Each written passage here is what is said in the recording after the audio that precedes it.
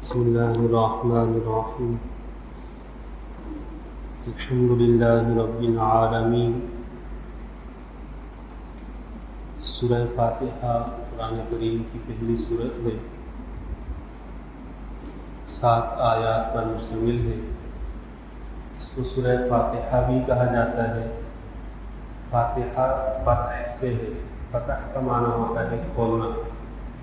جب قرآن کریم کھولا جاتا ہے تو سب سے پہلے سورہ فاتحہ ہی آتی ہے، اس نسبت سے اس کو فاتحہ کہا جاتا ہے۔ اسی سورت کا نام ام القرآن بھی ہے، اساس القرآن بھی ہے۔ ام القرآن، اساس القرآن کا مطلب ہے کہ قرآن کریم کا پورا خلاصہ۔ امام بیضاوی رحمہ اللہ نے سورہ فاتحہ کا نام ذکر کیا ہے سورۃ الشفاء، کہ اگر کوئی شخص بیمار ہو سورہ فاتحہ پڑھ کر اپنے اوپر دم کر لے تو اللہ تعالیٰ اس کو بیماری سے نجات دے دیتے ہیں۔ قرآن کریم کے جتنے مضامین ہیں ان کا خلاصے کے طور پر احاطہ ہے سورہ فاتحہ میں، اس لیے کہ عام طور پر قرآن کریم میں جو مضامین بیان ہوئے ہیں ان میں توحید کا ذکر ہے کہ اللہ کی ذات اور صفات میں کوئی شریک نہیں، قیامت کا ذکر ہے اور انبیاء کا ذکر ہے، رسالت کا۔ سورہ فاتحہ کی پہلی آیت ہے الحمدللہ رب العالمین الرحمن الرحیم، پہلی دونوں آیتوں میں توحید کا ذکر ہے۔ پھر ایاک نعبد و ایاک نستعین، چوتھی آیت میں بھی توحید کا ذکر ہے۔ مالک یوم الدین، اس میں قیامت کا بیان ہے۔ اہدنا الصراط المستقیم صراط الذین انعمت علیہم غیر المغضوب علیہم ولا الضالین، اس میں انبیاء اور رسالت کا اشارتاً ذکر ہے کہ ان لوگوں کا راستہ جن سے اللہ راضی ہے، اور ان کے راستے سے ہمیں بچا کہ جو گمراہ ہوئے یا تیرا غضب ان پر نازل ہوا۔ بعض دفعہ انسان علم حاصل کرنے کے بعد اس پر عمل نہیں کرتا، اللہ کی نظر میں وہ مغضوب علیہم بن جاتا ہے۔ جیسے یہودی تھے، ان کو علم تو تھا لیکن ان لوگوں نے اپنے علم کے ذریعے دنیا کو ترجیح دی تو قرآن میں ان پر لعنت کی گئی۔ آگے آدھے پارے کے حصے میں وہ مضمون تفصیل سے قرآن نے ذکر کیا ہے۔ اسی طرح نصارہ تھے، عیسائی، انہوں نے علم ہی حاصل نہیں کیا، اللہ تعالیٰ کے احکامات کو سمجھا ہی نہیں، جس کی وجہ سے گمراہ ہو گئے۔ آگے سورہ بقرہ ہے۔ بقرہ عربی میں گائے کو کہا جاتا ہے۔ اس صورت میں 7ویں 8ویں رکوع میں جا کر بنی اسرائیل کا ایک واقعہ آ رہا ہے کہ جس میں ایک بندے نے اپنے چچا کو قتل کیا، اور قتل کی وجہ یہ تھی کہ اس کا مال لینا چاہتا تھا، اور قتل کر کے کسی کے دروازے کے سامنے ڈال دیا۔ اللہ تعالیٰ نے موسیٰ علیہ السلام کو حکم دیا گائے ذبح کروائے، اس کا گوشت کا ایک ٹکڑا اٹھائے اور اس بندے کے جسم پر لگائیں تو یہ اٹھ کر بتائے گا کہ اس کا قاتل کون ہے۔ تو جب اس طرح کیا گیا تو اس شخص نے اٹھ کر بتایا کہ میرا قاتل میرا بھتیجا ہے، اس نے مجھے قتل کیا ہے۔ تو اس سے ایک بڑا فائدہ یہ حاصل ہوا کہ بنی اسرائیل میں اس زمانے میں ایک گروہ مرنے کے بعد اٹھنے کا انکار کرتا تھا کہ مرنے کے بعد بندہ نہیں اٹھ سکتا، کہ مر گیا وہ مر گیا، وہ بندہ لوگوں کے سامنے زندہ ہوا۔ تو اس طبقے کے عقیدے پر ایک رد ہے۔ دوسرا، بنی اسرائیل میں چونکہ گائے کے ساتھ ایک تعلق ان کا رہا اور اس نسبت سے گائے کی عبادت کرتے رہے، بچڑے کو دیکھا، تو ان کے ہاتھوں سے گائے ذبح کروائی گئی کہ جس بری رسم میں یہ مبتلا ہے، جب اپنے ہاتھ سے اس کو ختم کریں گے تو پھر اس کے بعد ان کے دل میں اس کی کوئی وقت اور محبت نہیں رہے گی۔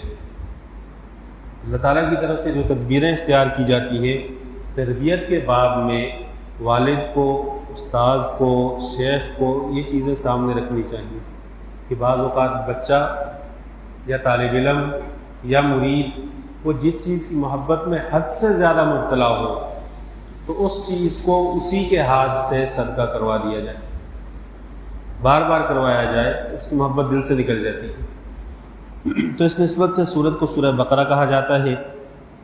اس سورت میں ابتدا میں 3 طبقوں کا ذکر ہے، ایمان والے، کفر والے اور منافقین۔ ایمان والوں کی 5 صفات بیان ہوئی ہے۔ پہلی صفت ہے ایمان بالغیب، کہ بغیر دیکھے ہم میں سے کسی نے بھی قبر دیکھی نہیں ہے، کہ قبر کے اندر کا منظر کیا ہے، لیکن ہمارا یقین ہے، ایمان ہے کہ قبر میں حساب کتاب ہوتا ہے، یہ ایمان بالغیب ہے۔ جنت ہم میں سے کسی نے بھی نہیں دیکھی، ہم مانتے ہیں۔ جہنم میں ہم میں سے کسی نے بھی نہیں دیکھی، ہم مانتے ہیں۔ حشر کے میدان کو ہم میں سے دیکھا کسی نے نہیں ہے، مانتے ہیں۔ اور یہ ایمان بالغیب ہی فائدہ دیتا ہے کہ اگر کوئی چیز دکھا دی جائے بعض اوقات اس کے بعد ایمان معتبر بھی نہیں رہتا۔ دوسری چیز اقامت صلاۃ۔ اقامت صلاۃ کا مطلب یہ ہے کہ نماز کی طرف توجہ ہو۔ ایک ہے نماز پڑھنا کہ کبھی پڑھ لی کبھی چھوڑ دی، اور اقامت صلاۃ یہ ہے کہ سارے کاموں کو مؤخر کرے اور نماز کو مقدم کرے، کام بعد میں کرے۔ تیسری چیز ہے اللہ تعالیٰ کے راستے میں خرچ کرنا، جو اللہ تعالیٰ نے اس کو مال دیا ہے اس میں صدقات واجبہ، زکوٰۃ، فطرہ، یہ ساری چیزیں شامل ہیں۔ اور انفاق کا لفظ عام طور پر استعمال ہوتا ہے نفلی صدقے کے لیے۔ حضرت عبداللہ بن عمر رضی اللہ تعالیٰ عنہما کی روایت ہے کہ ان فی المال حقا سوی الزکوٰۃ، کہ مال میں زکوٰۃ کے علاوہ بھی اللہ کے کچھ حقوق ہوا کرتے ہیں، کہ اپنے رشتہ داروں کو، دوست احباب کو دیکھتا رہے، جو کمزور ہیں ان کے ساتھ مالی طور پر تعاون کرے۔ اگر وہ زکوٰۃ کے مستحق نہیں ہے تو نفلی صدقے سے ان کے ساتھ تعاون کیا جائے۔ چوتھی صفت ان کی بیان ہوئی ہے کہ ماقبل جو کتابیں نازل ہوئی ہیں ان پر بھی ایمان لاتے ہیں، اور جو پیغمبر پر نازل ہوئی ہے ان پر بھی ایمان لاتے ہیں، ان کو مانتے ہیں۔ پانچویں صفت یہ ہے کہ وہ آخرت کو ماننے والے لوگ ہیں، ان کے بارے میں فرمایا یہ ہدایت یافتہ ہے۔ اور اس کے بعد اہل کفر کا ذکر ہے کہ آپ چاہیں وہ ایمان لائیں، ایسا نہیں ہو سکتا۔ اللہ تعالیٰ نے بعض اوقات ایسا ہوتا ہے کہ انسان کی کسی ضد اور عناد کی وجہ سے اللہ تعالیٰ دل پر مہر لگا دیتے ہیں۔ یہ جو زبان ہے، دین کے معاملے میں اس زبان کی بہت حفاظت کی جائے۔ کبھی منہ سے ایک جملہ نکلتا ہے، بندے کو پتہ بھی نہیں چلتا، اللہ تعالیٰ کی طرف سے دل پر مہر لگائی جاتی ہے اور وہ ایمان کی نعمت سے محروم ہو جاتا ہے۔ پھر منافقین کی بری خصلتوں کا بیان ہے کہ وہ جھوٹ بھی بولتے ہیں، وہ دھوکہ بھی دیتے ہیں، وہ زمین میں فساد بھی کرتے ہیں، وہ پیغمبر کے صحابہ کو سفیہ اور بیوقوف بھی کہتے ہیں جبکہ وہ خود بیوقوف تھے۔ ہمارے حضرت فرمایا کرتے جب اس آیت کو پڑھتے الا انہم سفہاء ولکن لا یعلمون، کہ جو بندہ پیغمبر کے صحابہ کی تعظیم نہ کرے وہ جتنا بڑا عالم بھی ہو قرآن کی نظر میں وہ لا یعلمون ہے، جاہل ہے۔ جو پیغمبر کے صحابہ کی تعظیم نہ کرتا ہو، قرآن نے کہا ہے کہ یہ بڑے بیوقوف اور جاہل لوگ ہیں، چاہے وہ جتنا بڑا بھی علامہ ہو، جتنا بڑا نام ہو اس کا، اگر صحابہ کے بارے میں ادنا گستاخی کرے گا قرآن کی نظر میں اہل علم سے اس کا نام نکل گیا۔ پھر اس کے بعد کل کائنات کو دعوت دی گئی ہے اللہ تعالیٰ کی طرف کہ اللہ کی عبادت میں کسی کو شریک نہ کیا جائے۔ اور پھر قرآن کریم میں جو مضامین بیان ہوئے ہیں ان کے متعلق فرمایا کہ ان مضامین کو دیکھ کر بعض لوگ کہتے ہیں یہ آیت سے کیا مراد ہے، اس سے کیا چاہتا ہے اللہ، اس میں تو مکھی کا ذکر ہے، اس میں تو مچھر کا ذکر ہے۔ فرمایا اس قرآن کے ذریعے بہت سارے لوگ ہدایت پا جاتے ہیں، اور جو لوگ دل میں منافقت اور بغض رکھتے ہیں کتاب اللہ سے ان کو قرآن سے فائدہ نہیں ہوتا، چاہے ان کو سمجھانے والا پیغمبر ہی کیوں نہ ہو۔ پیغمبر صلی اللہ علیہ وسلم کی مجلس میں ابو جہل نے بھی پیغمبر صلی اللہ علیہ وسلم کی آواز سنی ہے، یہود نے پیغمبر صلی اللہ علیہ وسلم کی مجالس میں بیٹھ کر باتیں سنی ہیں۔ جب تک دل صاف نہ ہو تو بولنے والا اگر پیغمبر بھی ہو پھر بھی نفع نہیں ہوگا۔ اور میں اس قرآن کے ذریعے بعض لوگ گمراہی کی طرف چلے جاتے ہیں جب وہ کتاب اللہ کے ساتھ استہزاء اور مذاق والا معاملہ کرتے ہیں کہ یہ قرآن میں ہے، یہ تو ایسا ہے، یہ ایسی مثال ہے، یہ ایسی، جب کہ آگے آ جائے گا سورہ عنکبوت میں کہ قرآن نے جو مثالیں بیان کی ہیں ان مثالوں کو کوئی بندہ سمجھ جائے تو قرآن کی زبان میں بہت بڑا عالم ہے۔ وما یعقلها الا العالمون۔ پھر انسان کی تخلیق کا ذکر ہے، آدم علیہ السلام کو اللہ تعالیٰ نے پیدا کیا اور فرشتوں نے آدم علیہ السلام کی پیدائش پر اپنی تسبیح اور تحمید کا ذکر کیا۔ اللہ تعالیٰ نے آدم علیہ السلام کی خصوصیات بیان فرمائی، پھر اس کے بعد دنیا میں تشریف لانا اس کا ذکر ہے۔ بنی اسرائیل حضرت یعقوب علیہ السلام کی جو اولاد تھی ان کو بنی اسرائیل کہا جاتا ہے ان کا ذکر قرآن میں بہت تفصیل سے ہے. یہ چوتھا، پانچواں، چھٹا، ساتواں رکوع یہ سارا ان کے متعلق ہے. یہ وہ قوم تھی کہ جس کو اللہ تعالیٰ نے انبیاء کی نعمت سے نوازا. انبیاء میں مبعوث ہوئے، کتاب ملی، غلامی میں تھے، آزادی ملی. جب طے میں چکر لگا رہے تھے میدان طے میں سزا کے طور پر، اس وقت انہوں نے کہا کہ ہمیں کھانے کے لیے چاہیے. اللہ تعالیٰ نے من و سلوہ دیا. دھوپ محسوس ہوئی، ہمیں گرمی لگ رہی ہے، اللہ تعالیٰ نے اوپر سایہ کیا. یہ ساری نعمتیں تھیں. پھر ذلت والی زندگی سے نکال کر اللہ تعالیٰ نے حکمرانی دے دی. اب ہونا یہ چاہیے تھا کہ یہ اللہ کا شکر ادا کرے. ان لوگوں نے انبیاء کو قتل کیا. یہ مذہبی رہنما تھے، بجائے ان کی تعظیم کے، ان کی وجہ سے ان کو ساری نعمتیں اللہ تعالیٰ کی طرف سے دی گئی. ان کو قتل کیا ناحق. قرآن نے اس کا ذکر کیا ہے. پھر اللہ نے جن احکامات کو اطاعت کے لیے ان پر لازم کیا تھا اس کا مذاق اڑانے لگے. وہ چیزیں جو عبادت کے طور پر ان پر لازم کی گئی تھی ان کا مذاق اڑانے لگے. ہمارے زمانے میں یہ کیفیت ہے، رمضان جانے پٹھان جانے، باقی دنیا کافر ہے، ہم مذاق میں کہتے ہیں. اللہ کی نظر میں بہت بڑا جرم ہے. ان کی بنی اسرائیل کی قرآن نے یہی چیزیں بیان کی ہیں کہ مذاق کرتے تھے، مذہب کے ساتھ مذاق، احکامات کے ساتھ مذاق، شاعر نبوت کی طرف استہزاء کی نسبت، یہ سارے ان کے جرائم ہیں. فَقُلْنَا لَهُمْ كُونُوا قِرَدَةً خَاسِئِينَ، ہم نے ان سے کہا کہ ذلیل بندر بن جاؤ. اس پوری قوم کو اللہ تعالیٰ نے تباہ کر دیا. پھر اس کے بعد اللہ تعالیٰ کی طرف سے بندوں پر بعض اوقات آزمائش آتی ہے، اور اس آزمائش میں جو لوگ بچ کر نکل جاتے ہیں وہ کامیاب لوگ ہوتے ہیں. بنی اسرائیل کی ایک بری خصلت یہ تھی کہ ان لوگوں نے جادو ٹونا سیکھنا شروع کر دیا، اور اس کے ذریعے میاں بیوی کے درمیان تفریق کرنا اور لوگوں کے درمیان فساد پیدا کرنا. وہ فرشتے جو آزمائش کے لیے آئے تھے اس سے انہوں نے اپنی دنیا داری سیکھنا شروع کر دی. فرمایا کہ یہ علم جو یہ سیکھ رہے ہیں، کہ علامہ حضرت تھانوی رحمہ اللہ نے لکھا ہے کہ ہر وہ علم جو انسان کو اللہ کی طرف لے کر جائے تو وہ علم کہلانے کے قابل ہے، اور اگر وہ اللہ سے دوری اختیار کرنے کا ذریعہ بن رہا ہے تو وہ علم نہیں ہے، وہ کوئی اور چیز ہے.